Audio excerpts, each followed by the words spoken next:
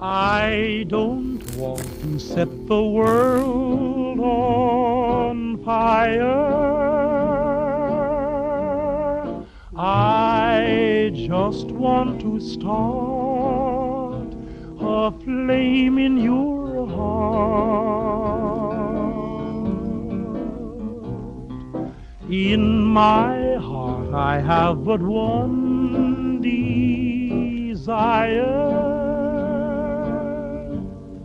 and that one is you. No other will do.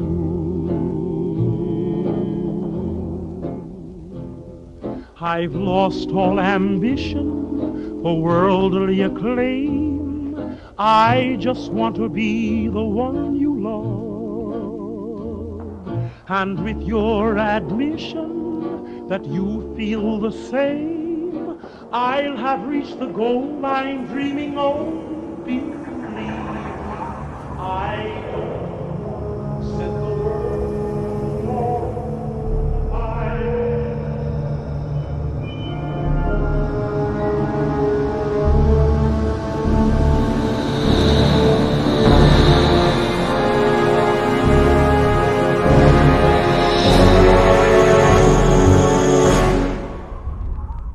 That cinematic was the opening to Fallout 3.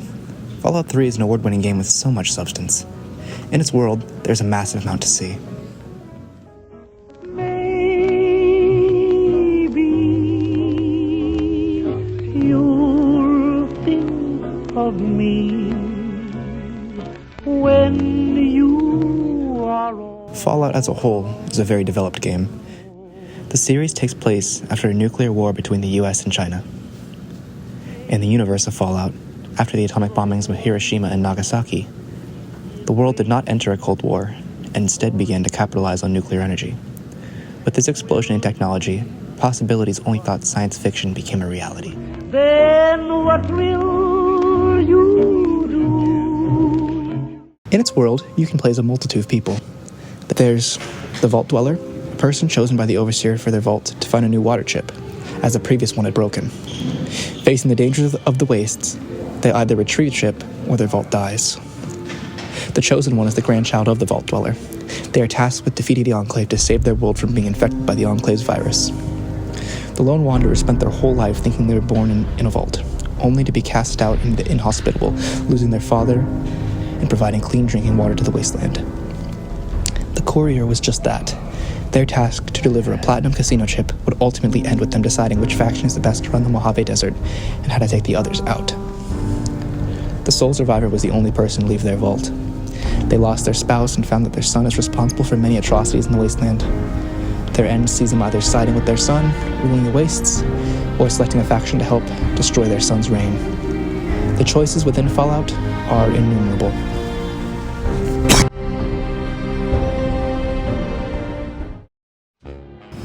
The most popular game within the Fallout series is, without a doubt, Fallout New Vegas. Fallout New Vegas is a statement. The game is the prime example of what an RPG is. The game has many quests, almost all of which having choices that the player can make that will positively or negatively impact the people of the world. There are two major factions and many smaller ones that follow them. If you're not a fan of either of the two major factions, you could help a man who's been sitting on the sidelines for hundreds of years, helping him claim control of Vegas with you as his second. Or you could throw the Mojave into anarchy, destroying all factions and letting people run wild. Now, would you believe me if after all that great stuff I just said about Fallout New Vegas, I would tell you it's my least favorite game within the series? My biggest gripe with New Vegas is that I just don't feel compelled to explore it. In every other Fallout game that I've played, I feel obligated to look around. Fallout 1 and 2, that's honestly half of the game. Fallout 3, there's broken down cars, structures, graffiti, and so many random encounters. Fallout 4, again, broken down structures, loot being more of an everywhere thing, and legendary enemies. Fallout New Vegas, it's the desert. It's got scorpions, bugs here and there, but it's the desert. Still though, it's hard to compete with a game that has so many RPG functions in it, especially with an opening like this. Guess who's waking up over here? Time to cash out. Will you get it over with? Maybe cons kill people without looking them in the face. But I ain't a fink. Dig? You've made your last delivery, kid. Sorry you got twisted up in this scene. From where you're kneeling must seem like an 18-carat run of bad luck. Truth is, the game was rigged from the start.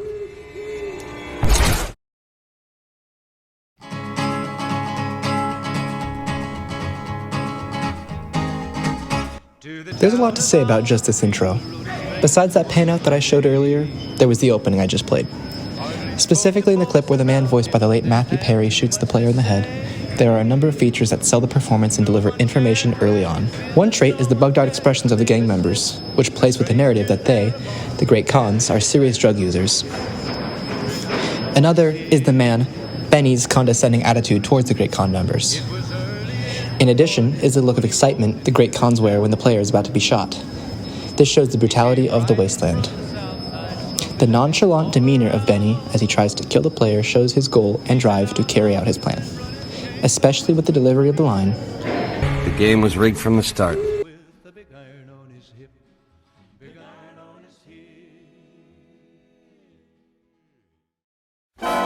Fallout 3. I've been waiting to talk about this game since starting the project about 2.5 months ago. I've been working from front to back, so everything you've seen so far has already taken me about 2.5 months. Fallout 3 is by far my favorite within the series. Its multitude of random encounters help build its world, making it feel lived in. The people of the capital wasteland feel like they're fighting every day to live. One example is Big Town.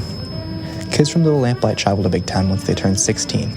In Little Lamplight, the kids have very good defense, but lack many resources. For example, they eat moss off the cave walls that they live in. Big Town, on the other hand, is out in the wasteland and has access to hunting things such as mole rats, bloatflies, rad roaches, rad scorpions, etc. Big Town, however, is plagued by the attack of the wasteland. Little Lamplight struggles because of resources. Big Town struggles because it has little defense against the mutants, raiders, and other threats attacking them.